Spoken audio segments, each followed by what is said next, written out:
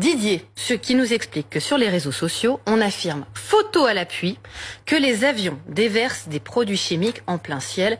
Est-ce vrai? Nous sommes à 50 km de Moscou et cet avion, un Antonov 26, remplit une mission surprenante. Équipé de diffuseurs chimiques, il vole dans les nuages et doit y déclencher la pluie. Notre produit est fait pour provoquer la concentration de l'humidité dans le nuage, de telle manière à déclencher la pluie dans une zone précise. Décollage direction les nuages à quelques kilomètres d'altitude. Le cocktail russe, azote liquide et iodure d'argent, entre autres, est prêt. Lorsque la nébulosité détectée est suffisante, le cocktail est diffusé. Parfois, les militaires en rajoutent même une quantité supplémentaire manuellement.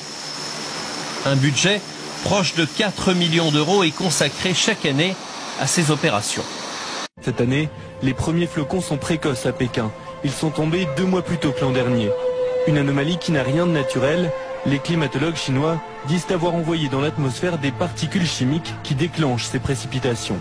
Les avions déversent des produits chimiques en plein ciel. Est-ce vrai?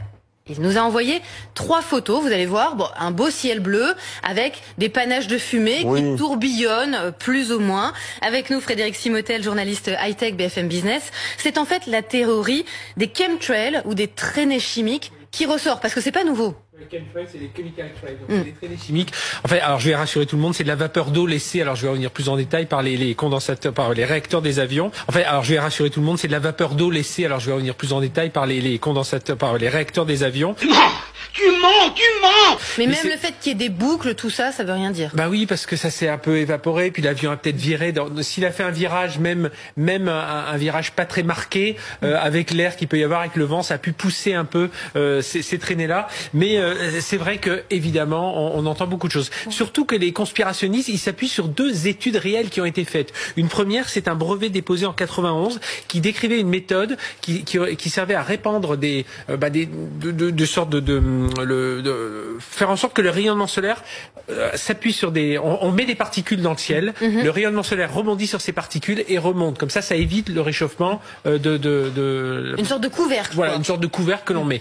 Donc ça, c'était un brevet qui avait été déposé. Et puis il y avait des militaires aussi qui avaient travaillé sur un brevet en disant, vous savez, un jour la sécurité militaire, ça se jouera sur le climat et on sera obligé de jouer avec les nuages. Et là, les conspirationnistes se sont emparés, ils ont dit, voyez qu'ils sont en train de travailler sur tout ça. Mais on sait que tout ce qui est aujourd'hui ce qu'on appelle de la géothermie, de la géo-industrie, c'est interdit. Top secret CIA Weather Control Division, Dick speaking. I mean pizza store! Oh, it's you, Stan. What kind of favor?